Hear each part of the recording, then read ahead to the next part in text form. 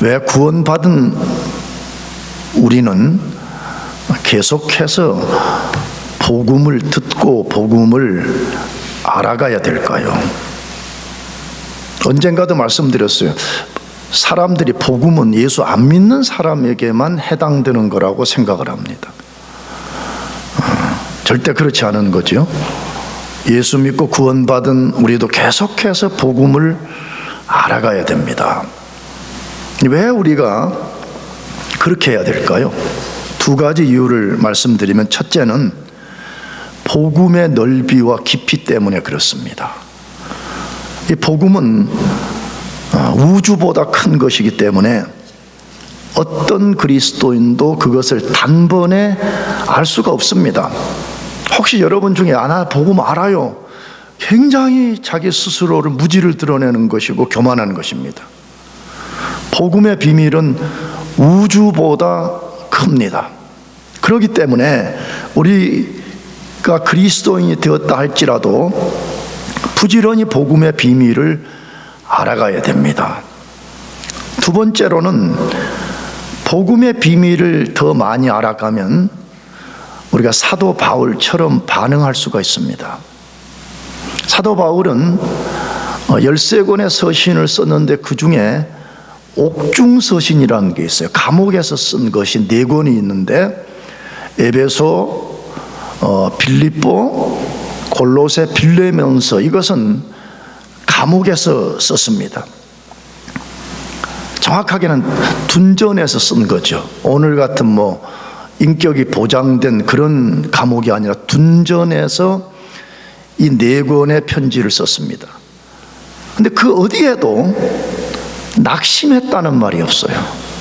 불평했다는 말이 없어요. 원망했다는 말이 단 하나도 없습니다. 우리 같으면 어땠겠어요? 하나님을 향해서 온갖 불평, 원망, 낙심을 쏟아낼 가능성이 있는 사람들입니다. 근데 단 한 군데도 바울은 그런 단어를 사용하지 않습니다. 오히려 하나님께 감사와 찬양과 경배와 영광을 돌렸을 뿐만 아니라 독자된 우리들을 격려합니다. 너희들이 아무리 어려운 상황에 있을지라도 이렇게 해라, 이렇게 하라라고 격려합니다. 자, 그러면 어떻게 둔전에서 그렇게 반응할 수 있었을까요? 에베소서는 우리에게 암시적으로 아니면 명시적으로 알리는 것 같습니다. 첫 번째 이유는 하나님의 영원한 비밀을 알았기 때문에 그렇습니다.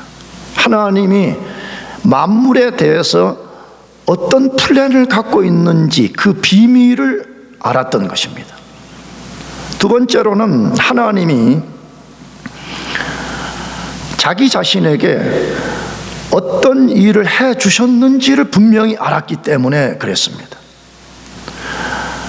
세 번째로는 하나님의 비밀과 하나님이 해 주신 그 일을 통해서 자신이 받은 복과 특권이 무엇인지를 알았기 때문에 그랬습니다. 자기는 그래서 그 지식을 얻게 되었을 때에 갖게 된 소망, 갖게 된 기쁨이 자신을 둘러싼 모든 환경의 고통을 삼켜버린 겁니다. 자기에게 주어진 특권과 복이 얼마나 큰 것인지를 알았기 때문에 현재 자기가 당하는 삶의 고난을 이겼다, 그 말인 것입니다. 그런데 하나님은 바울 사도에게 해주신 일을 우리 모두에게 동일하게 해주신 것입니다. 여러분이 만일에 진짜 그리스도인이 맞다 그러면 하나님은 바울 사도에게만 이 복과 특권을 주신 것이 아니라 우리 모두에게도 동일하게 이 복을 주셨습니다. 그러므로 우리는 하나님이 우리에게 해주신 위대한 일을 깊이 알아가야 됩니다. 여러분과 제가 실수하기 쉬운 게 뭐냐 그러면 자꾸 우리에게 함몰이 되어 있는 것이에요. 내가 지난주에도 말했잖아요. 많은 그리스도인들이 자꾸 자기를 집중하는 것 때문에 실패하는 거예요. 근데 성경의 가르침은 뭐냐 그러면 자기를 집중하지 말고 자기 밖에 있는 복음을 바라보라고 하는 것이 성경의 가르침인 게, 다시 말하면 하나님의 비밀이 무엇인가, 하나님이 우리 자신에게 무슨 일을 해주셨는가, 하나님이 우리에게 어떤 특권과 복을 주셨는가, 거기에 집중하라 그러는데 우리 이걸 반대로 한다 이거예요. 자꾸 내가 하니까 바울 같은 반응을 드러내지를 못한다는 것이에요. 그러므로 하나님의 비밀이 무엇인가, 하나님 우리에게 어떤 일을 해주셨는가, 자꾸 우리가 이것을 알아가는 데 집중해야 된다는 거예요. 최근에 우리가 다루는 에베소서 1장은 하나님이 만물을 향해 계획한 자신의 비밀과 우리 자신에게 해주신 심오한 일들을 알려주는 말씀입니다. 말씀 전에 드렸어요. 바울이 13권의 편지를 썼는데 에베소서만큼 심오한 복음을 다루는 성경은 없어요. 가장 깊은 심오한 내용들을 우리들에게 알려주고 있습니다. 근데 오늘 본문은 그 만물을 향한 하나님의 플랜 중에서 세부적인 것을 알려주는 말씀입니다. 그런데 우리가 세부적인 것을 다룰 때 매우 주의해야 되는 것이 있습니다. 문맥, 모티프 혹은 전체 의미를 놓치지 않아야 되는 것입니다. 여러분이 성경을 읽을 때도 주의해야 됩니다. 왜냐? 대부분 성도들이 성경의 전체 문맥을 이해하지 못한 채 그냥 자기가 좋아하는 한 단어, 자기가 좋아하는 한 구절만을 취사 선택하는 경우가 많이 있습니다. 그러니까 오랫동안 신앙생활을 해도 성경 전체가 무엇을 말하는지 핵심을 놓쳐버리는 경우가 많습니다. 우리가 전체 문맥을 제대로 이해해야만이 세부적 내용을 다룰 때 곁길로 빠지지 않을 뿐만 아니라 그 세부적 내용 속에 담겨있는 풍성한 비밀을 알게 됩니다. 자, 그럼 다시 우리가 복습해서 하나님이 우리에게 해주신 일의 전체 내용은 무엇이었습니까? 그 논리적 순서로 다시 한 번 더 언급을 하면, 창세전에 우리를 거룩하고 흠이 없는 하나님의 자녀로 삼기 위해 예정해 주셨습니다. 믿으시지요? 놀라운 이야기인 거예요. 말씀드렸어요. 우리가 무슨 버려진 존재로 있다가 예수라는 신이 지나가는데 선택을 잘해가지고 예수 믿고 구원받은 거 아니에요. 하나님이 창세 전에 그 신비한 세계, 신비한 비밀 속에서 우리를 예정해 주셨기 때문이라고 말합니다. 논리적 두 번째 순서는 뭐지요? 예수 그리스도의 피로 우리를 구속하고 우리의 모든 죄를 용서해 주셨습니다. 말씀드렸습니다. 우리 과거, 현재, 미래 죄까지 다 용서해 주셨음을 믿으시기 바랍니다. 자꾸 또 태클 거는 사람들이 있다고 전에 말씀드렸어요. 여러분 생각해 보세요. 만약 하나님이 과거, 현재, 미래 죄 중에 하나라도 용서해 주지 않은 것이 있다면 우리는 천국에 못 가는 것입니다. 우리는 하나님의 백성이 될 수가 없는 것입니다. 하나님이 그의 아들의 피로 우리의 모든 죄를 사하고 자유를 주셨습니다. 세 번째 논리적 순서는 지혜와 총명을 주셔서 하나님이 만물을 향해 갖고 계신 자신의 뜻, 목적을 알게 해 주셨습니다. 놀랍잖아요. 그래서 성령으로 거듭나지 않은 사람은 이 비밀을 절대 알 수가 없어요. 아무리 많은 학위를 갖고 있고 아무리 많은 세상 지혜를 갖고 있다 그래도 하나님이 가지신 만물을 향한 플랜을 절대 알 수가 없습니다. 거듭난 그리스도인만이 알 수가 있습니다. 우리가 성령으로 거듭나는 순간에 신비롭게 하나님이 그의 총명과 지혜를 우리에게 부어서 하나님이 무슨 일을 하셨는지를 우리로 알게 하시고 믿게 하시고 우리가 그것을 의지하여 살게 만들어 주시는 것입니다. 그럼 만물을 향한 하나님의 플랜이 뭐예요? 첫째는 만물을 그리스도 안에서 재통일시키는 것입니다. 이것도 세상 사람들이 볼 때는 말도 안 되는 이야기인 거죠. 그렇잖아요. 근데 하나님 우리에게 알려주십니다. 죄 때문에 원래 하나님의 하나 된 세계가 나누어져 버렸다는 거예요. 나누어진 세계를 다시 재통일시키는 날이 올 것이라는 거예요. 얼마나 흥분되고 도대체 우리 얼마나 많은 지식을 가진 사람이냐는 거예요. 여러분 생각해 보세요. 자꾸 우리는 너무 우리 자신을 너무 나는 아무것도 못해 하는 그런 자세 때문에 세상 사람들이 너무 위대해 보이고, 세상 사람들이 무슨 지식을 가졌다고 하면 대단해 보이고, 기죽어가지고 모세 컴플렉스에 빠져가지고. 근데 세상에 누가 만물이 원래 하나였는데 나누어져 버렸고, 나누어진 세계가 언젠가 재통일될 것이라는 걸 누가 알아요? 아인슈타인이 알아요? 누가 알아요? 모르는 것입니다. 우리는 하나님의 계시를 통해서 우리가 알게 되었어요. 그러니까 우리가 너무 어마어마한 지식을 가진 거예요. 그래서 바울은 로마서 8장 마지막에 깊도다 하나님의 지혜와 지식에 부요하며 라고 감탄하는 거예요. 자, 그런데 만물을 향한 하나님의 예정 목적 가운데 두 번째가 있다고 오늘 본문에서 알려주는 거예요. 오늘 본문의 핵심 내용은 뭐예요? 하나님이 우리를 어떻게 자기 백성을 삼았는지, 무엇 때문에 자기 백성을 삼았는지를 알려주는 말씀입니다. 이걸 다른 말로 표현하면 하나님의 역사로 하나님의 백성은 어떤 사람이 되었냐는 거예요. 도대체 그리스도인은 어떤 사람이냐는 거예요.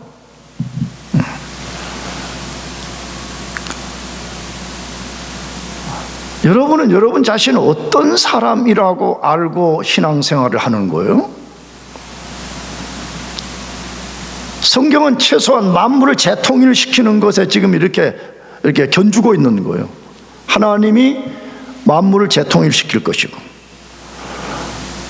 그리스도인된 우리가 어떻게 하나님의 자녀가 되었냐, 무엇 때문에 하나님의 백성을 만들었느냐, 이걸 우리들에게 알려준다 이 말이에요. 자, 그러면 하나님의 백성은 어떤 사람이라고 말씀합니까? 첫째, 하나님의 절대 주권적 역사로 그 백성이 된 사람들이라고 말해요. 우리가 어떻게 하나님 백성 됐어요? 그러면 하나님의 뭐 때문에 된 거라고요? 주권 때문에 된 것이다 라고 말씀한다 이 말이에요. 그것을 에베소서 1장 11절 상반절 말씀인데, 내가 가진 개역 한글 성경으로 읽어보려고 그래. 같이. 모든 일을 그 마음의 원대로 역사하시는 자의 뜻을 따라라고 되어 있습니다. 이거 우리 개역 개정 아까 읽었던 걸 하면 뭐라고 돼? 모든 일을 그의 뜻에 결정대로 일하시는 이의 계획을 따라서 되었다라고 되어 있습니다.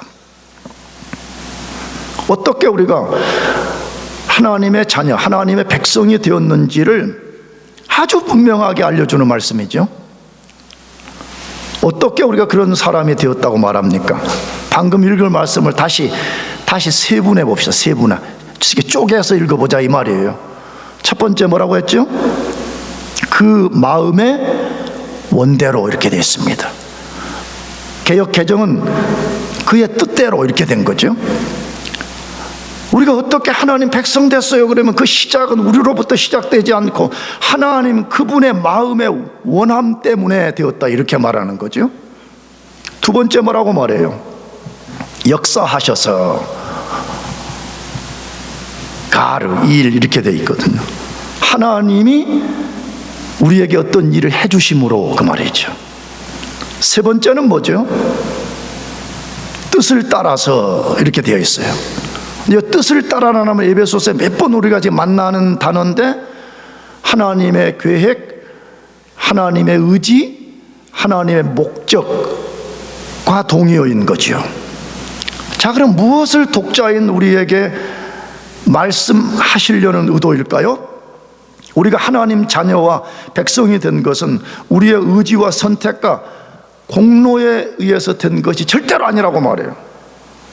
다시 우리 교우들 중에 그런 분들이 없겠지만 높아심에서 내가 그래도 저 인간보다는 좀 괜찮아서 하나님이 자녀와 백성 삼았을 것이라 그런 생각을 하는 자체가 복음을 이해하지 못하는 것이에요. 그렇잖아요. 내가 저 인간보다는 내가 지혜롭고 뭔가 좀 나은 것이 있기 때문에 나를 자녀와 백성을 삼았을 것이라 생각하는 사람 자체가, 그 사람은 우리 인간이 얼마나 부패하고 하나님 앞에 한 발자국도 나갈 수 없는 존재인가를 전혀 모르는 사람들이 그렇게 하고 있는 것이에요.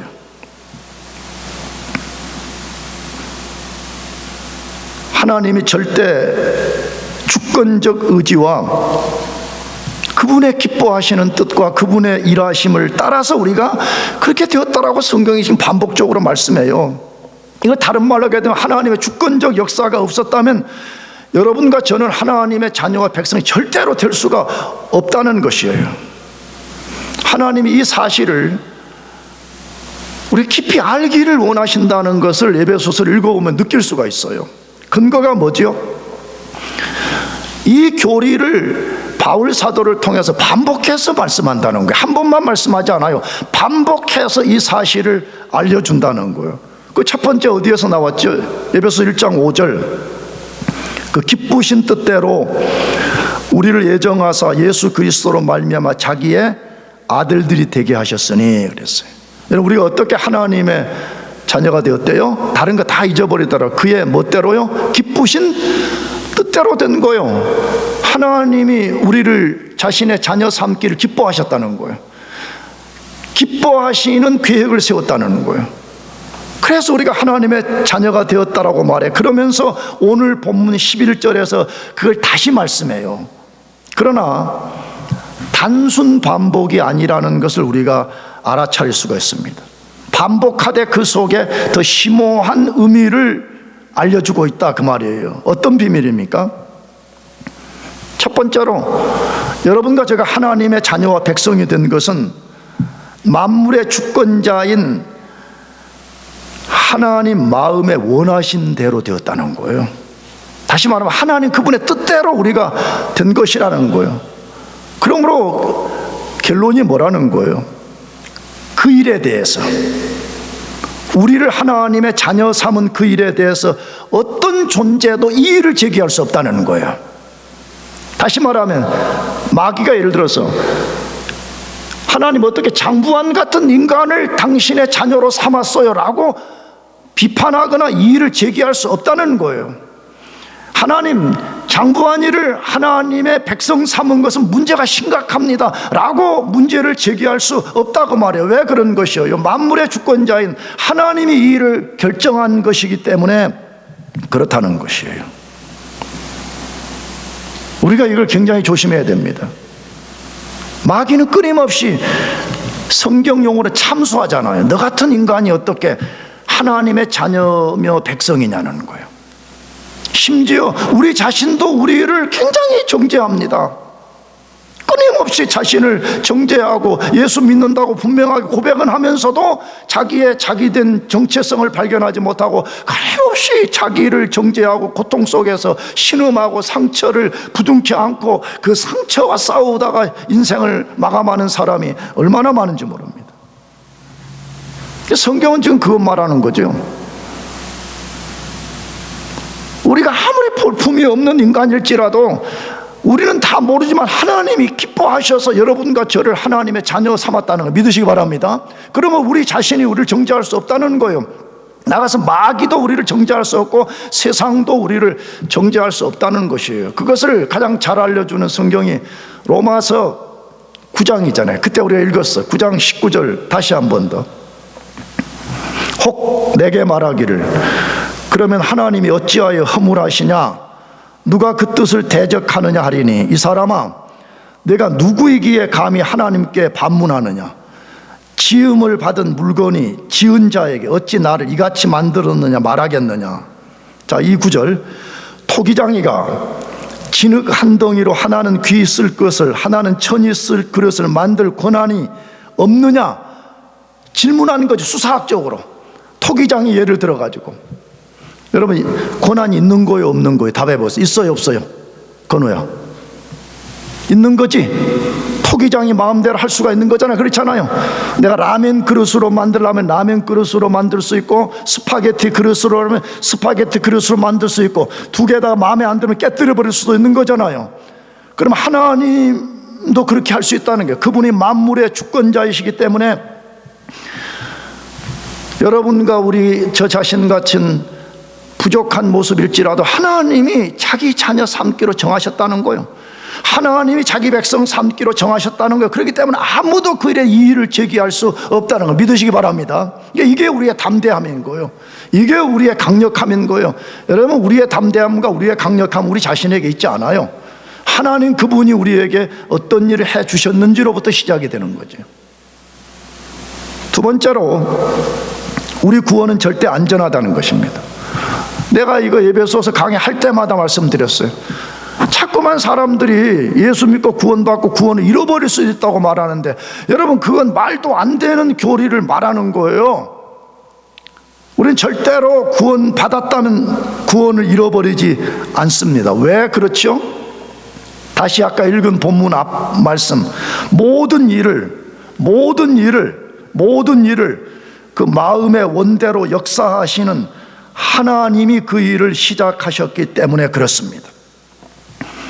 이 말 속에 뭐가 들어있어요? 하나님은 자신의 일을 시작하면 중간에 포기해요, 안 해요? 실패해요, 안 해요? 절대로 하나님은 그렇게 하실 수가 없는 분입니다. 그래서 그 말씀을 가장 잘 보여주는 말씀이 빌립보서 1장 9절 말씀 아니에요? 또다시 읽어보죠. 가자. 6절 말씀. 너희 안에서 착한 일을 시작하신 이가 그리스도 예수의 날까지 이루실 줄을 우리가 확신하노라. 여기 착한 일이 구원이에요. 빌립보서 1장의 문맥에서는 너희 속에 착한 일을 시작하신 이 착한 일은 하나님이 우리 속에 구원을 시작했다는 거예요. 그런데 그 시작한 구원을 어떤 방해가 있다 할지라도 포기하지 아니하고 하나님이 그것을 그리스도 예수의 날, 재림날까지 완성을 시킬 것이라고 말씀하고 있는 것입니다. 그러니까 우리 그리스도인들 도대체 얼마나 대단한 존재들인가 하는 거예요. 이걸 알면 그리스도인들이 바울처럼 둔전의 고통 속에서 불평하고 좌절하지 않아. 찬양하고 주께 영광을 돌리고 오히려 다른 낙심한 인생들을 향해서 예수 그리스도의 복음을 전하고 격려를 할 수 있는 사람으로 바뀐다 그 말이에요. 세 번째로, 우리 자신의 모든 일을 주권자인 하나님의 뜻대로 이루신다는 것이에요. 이 말이 내가 오늘 설교 중에 가장 하고 싶은 이야기예요.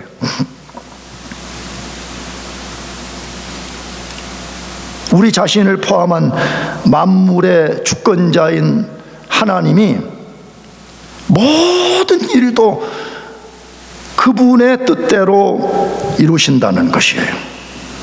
하나님은 우리 영혼을 구원하는 일에만 자신의 주권적 역사를 나타내시는 분이 아닙니다. 물론 그게 가장 중요한 것이죠.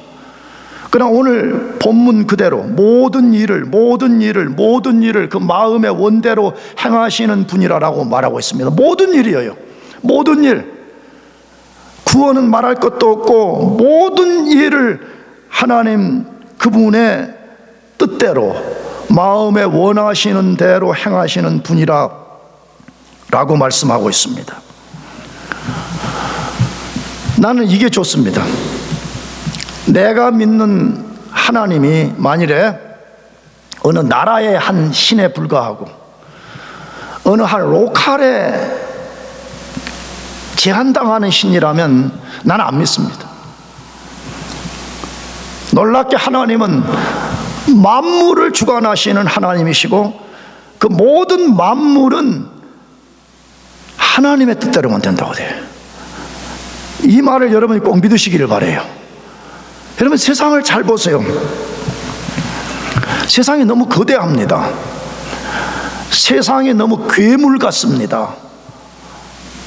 여러분이 꼭 인류 역사에 일어난 전쟁사를 꼭 읽어야 돼요.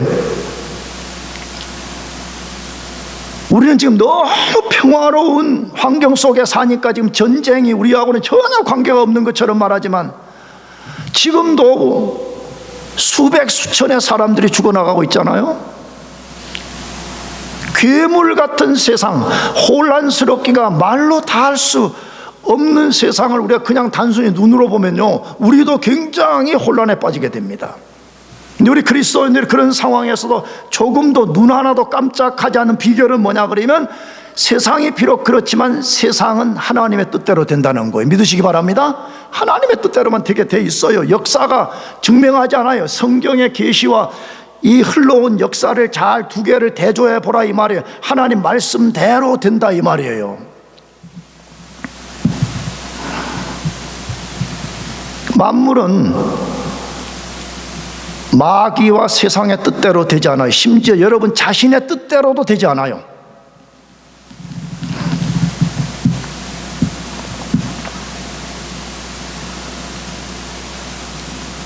그래서 내가 성도들에게 좀 호소하고 싶은 거는 그거예요.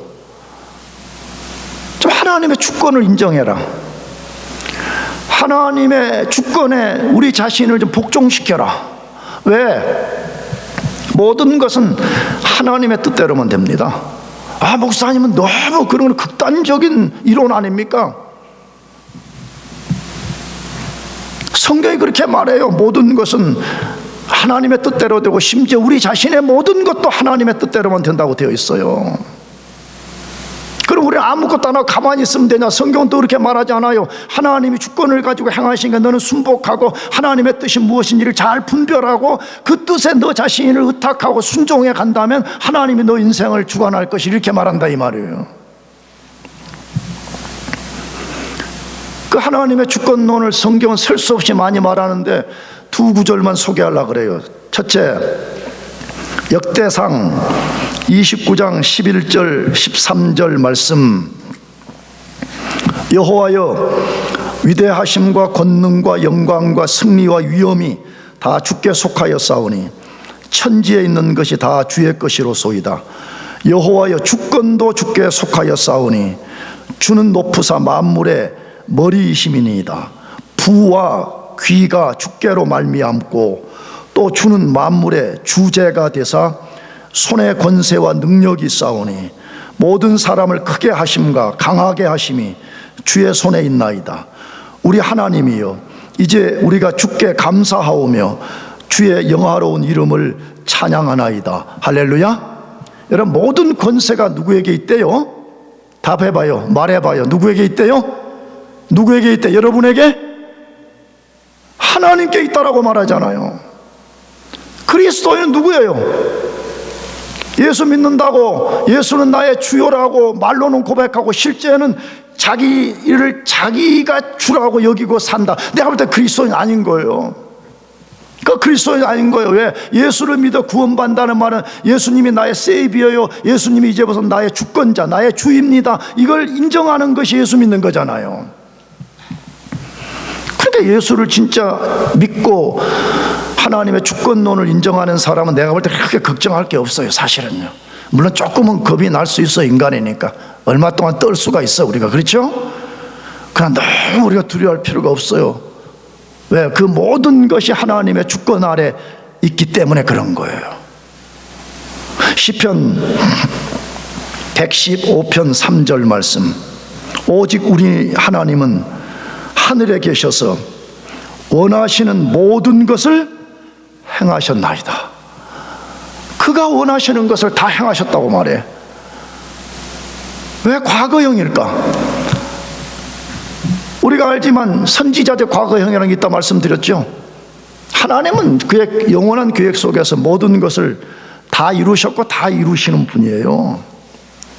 우리가 어떻게 하나님 백성 되었대요? 하나님의 주권적 역사로 되었다고 말하는 거예요. 그러니까 우리가 당당한 거예요. 사실은요, 당당한 거예요. 내가 누차에 말해요. 그리스도인은 절대 교만하면 안 됩니다. 그러나 우리가 겸손함 속에서 우리가 당당해야 됩니다. 왜? 나는 하나님의 주권적 섭리로 그의 백성이 되었고 그의 자녀가 되었고 나는 여전히 그의 주권적 섭리 아래 있다는 것을 믿기 때문에 그러는 것이에요. 두 번째로, 하나님 백성은 어떤 사람이라고 말해요? 하나님의 선택에 의해서 그의 완전한 소유가 된 사람입니다.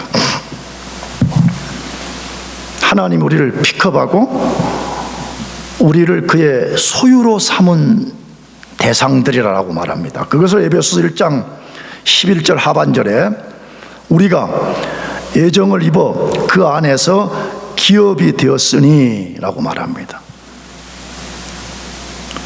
우리가 예정을 입어 그 안에서 기업이 되었으니, 하나님이 그의 주권적 섭리를 통해 가지고 우리를 어떤 사람이 되게 만들어 주셨는지를 알려주는 말씀입니다. 뭐라고 다시? 그 안에서, 여기 그는 예수 그리스도를 지칭하는 말이죠. 예수 그리스도 안에서 기업이 되게 해 주셨다라고 말합니다. 이 말씀을 주의해서 읽어야 됩니다. 왜냐? 성경은 기업을 두 의미로 다루기 때문에 그래요. 하나는 우리가 언젠가 그리스도와 함께 물려받을 기업이 있다라고 말씀합니다. 그것을 로마서 8장 17절에서 말씀하는데, 자녀이면 또한 상속자 곧 하나님의 상속자요 그리스도와 함께한 상속자니 우리가 그와 함께 영광을 받기 위하여 고난도 함께 받아야 할 것이니라. 이 말씀 분명히 우리가 언젠가는 정확히 모르지만 그리스도와 재림하시는 그날에 그리스도와 함께 하나님으로부터 우리가 물려받을 기업, 상속이 있다는 거예요. 그런데 방금 읽은 오늘 본문의 기업은 우리가 물려받을 기업이라고 말하지 않고 우리가 하나님의 기업이라고 지금 말한다 이 말이에요. 이해되겠죠? 자, 그러면 하나님의 기업이란 말이 무슨 뜻인지를 알아야 되는데, 원래 이 헬라어 단어, 이 기업이라는 단어는 제비를 뽑다, 제비를 뽑아 선택했다는 뜻을 갖고 있어요. 그래서 어떤 신학자들은 점 찍었다 이렇게 의역을 하는 사람도 있어요. 하나님이 우리를 점 찍었대. 탁, 넌 내 거야. 이렇게 점을 찍었다 그렇게 말하는 사람들이 있어요. 근데 이 말을 성경을 번역하는 과정 속에 의역을 한 거죠. 의역. 그 의역이 뭐죠? 기업이라고 의역한 거예요. 그럼 왜 성경 번역자들이 제비를 뽑다 이런 식으로 하지 않고 기업이라고 번역을 했을까 하는 것이에요. 그 이유는 구약시대 때 하나님이 세상의 많은 민족 백성들 중에 이스라엘 백성을 자기 백성 삼을 때 제비를 뽑아서 선택했다 이렇게 묘사하기 때문에 그래요. 그래서 그 말을 기업이 됐다 그렇게 말하는 거예요. 그래서 구약 성경에 많은 곳에서 하나님이 제비 뽑아 선택한 백성, 이걸 기업이라고 부른다 이 말이에요. 그 많은 성경 중에 두 구절만 읽으려고 그래요. 원래 오늘 네 구절 준비해 왔는데, 신명기 4장 20절, 여호와께서 너희를 택하시고 너희를 새 풀무불 곧 애굽에서 인도하여 내사 자기 기업의 백성을 삼으신 것이 오늘날과 같아도, 하나님이 이스라엘 백성들을 택했잖아요. 그렇죠? 근데 그 백성을 뭐라고 말해요? 너희들은 나의 기업이다. 지금 그렇게 말한다 이 말이에요. 신명기 32장 9절, 여호와의 분깃은 자기 백성이라 야곱은 그가 택하신 기업이로다 라고 말씀하고 있습니다. 이처럼 모든 그리스도인, 진짜 여러분과 저가 그리스도인이 맞다 그러면 우리는 하나님의 선택, 제비 뽑음, 특별한 점찍음을 통해 가지고 하나님의 기업이 되었다는 것이에요. 그러므로 이 구약 성경과 맥을 같이 해서 기업이 됐다는 말은 무슨 말이라는 것이죠? 우리는 하나님의 자녀가 되었다는 거예요. 우리는 하나님의 백성이 되었다는 거예요. 우리는 하나님의 분깃이 되었다는 거예요. 우리는 하나님의 소유가 되었다는 것입니다. 그럼 뭘 의미하는 것일까요? 내가 하나님의 소유가 됐다, 하나님의 자녀가 됐다, 뭘 의미하는 것입니까? 짧게 세 가지만 소개하려고 그래요. 첫째, 우리는 하나님의 기쁨의 대상이라고 말합니다. 하나님의 무슨 대상이라고요? 기쁨의 대상이 된 것이에요. 여러분, 우리도 그러잖아요. 여러분, 우리 자기 소유 굉장히 소중하고 자기 소유 기쁩니다. 그렇잖아요. 우리 그리스도인 남의 거는 별로 관심도 없어. 그렇잖아요. 뭐 재성 형제가 돈이 아무리 많아도 그건 자기 돈인 거지 내 거하고는 아무 상관없듯이 말이에요. 그런 거잖아요. 자기 소유를 우리가 얼마나 소중히 여기고 그 소유를 바라볼 때 기뻐하듯이 하나님도 하나님 자신의 소유를 매우 소중히 여기고 그 소유를 기뻐하신다고 말해요. 그러니까 우리 그리스도인들이 자꾸만 다시 죄에 사로잡히고 불신앙에 사로잡히고 상처에 사로잡히고 뭐 자꾸 옛날 뭐 어렸을 때 어쩌고 저쩌고 이해는 됩니다. 맨날 거기에 사로잡혀가지고 자기 자신을 정죄하고 거룩한 기쁨을 누리지 못하는 것이 얼마나 비참한 거예요. 그러니까 복음을 이해해야 된다. 이게 복음을 하나님이 비록 우리가 과거에는 그런 존재지만 우리를 점찍어 자기의 소유 삼았을 때는 얼마나 우리를 기쁨의 대상으로 삼고 얼마나 우리를 고귀한 존재로 여기는가를 알아야 된다 이 말이에요.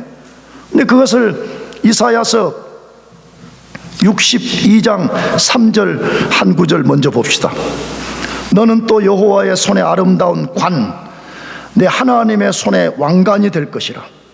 다시는 너를 버림받은 자라 부르지 아니하며 다시는 내 땅을 황무지라 부르지 아니하고 오직 너를 헵시바라 하며 내 땅을 뷸라라 하리니 이는 여호와께서 너를 기뻐하실 것이며 내 땅이 결혼한 것처럼 될 것이라. 하나님이 우리를 향해서 너는 다시는 이제 버림받은 고아처럼 그런 존재가 아니라는 거예요. 너는 내 앞에서 헵시바요 뷸라라는 거예요. 헵시바라는 말은 거기 마지막 절에 해석을 해놨잖아요. 하나님의 기쁨이라는 거예요.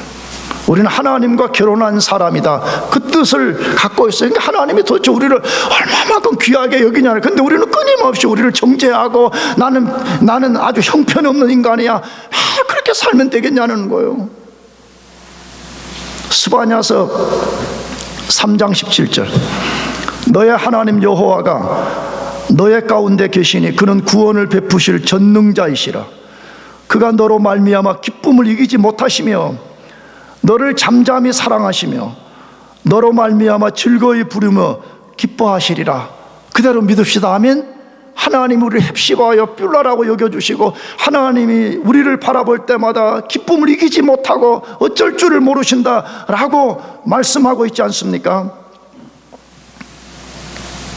정말 우리가 나는 하나님의 고귀한 소유가 되었다는 것을 자꾸만 상기하는 거예요. 이게 복음인 거예요. 이게 복음 정신인 거예요. 그러면 다시 말씀드리지만 불신앙이 치유되고 상처가 치유되고 성경적 자존감이 회복되고 거룩한 기쁨을 누리며 살게 되는 것입니다. 두 번째, 하나님의 소유가 되었다는 말은 뭐예요? 하나님의 철저한 보호와 인도를 받는다는 것이에요. 아까도 말씀드렸잖아요. 사람은 자기 소유를 얼마나 아껴요. 그렇잖아요. 내가 아까도 말했지만 우리 재성 형제의 뭘 만약에 깨뜨리거나 흠집을 내거나 빼앗아간다고 하면 재성 형제가 사람이 워낙 좋지만 가만히 있겠어요. 그렇잖아요. 자기 걸 프로텍트 하듯이 우리가 하나님의 소유가 됐기 때문에 하나님은 자기 소유된 우리를 철저하게 보호하고 인도해 주시는 것입니다. 그러니까 하나님이 도대체 어떤 분이신가? 그분이 어떤 분이기 때문에 도대체 우리에게 이런 상상하기 어려운 일들을 해 주시는가 하는 것이에요. 그래서 나는 이번 한 해에 자꾸 무슨 해맞이 뭐 이상한 2026년은 잘 될 거야, 그런 건 다 미신적인 거예요. 우리는 복음을 붙잡아야지. 믿습니까? 복음의 약속을 꽉 붙잡는 거예요. 우리는요. 근데 하나님이 그의 소유된 우리에게 뭐 해주신다고 약속했어요? 몇 가지만 짧게 말씀드리면, 마태복음 28장 20절 하반절에 세상 끝날까지 함께 해주신대. 와, 세상 뭐 할 때까지요? 끝날 때까지. 내가 그래서 여러분들에게 우리는 진짜 예수 믿고 예수 안에서 북극 가도 된다 그런 거예요. 남극 가도 된다 그러는 거예요. 너무 우리는 하나님을 못 믿으니까 내가 내 인생의 안전을 다 만들려는 것 때문에 하나님을 배제시켜 버리는 거예요. 요한복음 14장 18절에 우리를 고아와 같이 버려두지 않으신다고 그랬어요.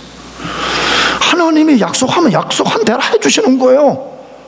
우리를 고아처럼 안 버려두겠대. 안 버려두겠대. 세상에 가장 불쌍한 존재가 고아인데 이 고아처럼 우리를 안 버려둔다고 말해. 근데 그걸 안 믿고 자꾸 나는 하나님 못 믿어요. 나는 하나님의 약속 그런 건 내가 못 믿겠어요. 그러니까 내가 내 안전을 담보해야 돼요. 내가 내 안전을 만들어야 돼요. 그렇게 하다 우상 숭배자로 전락해 버리는 거예요.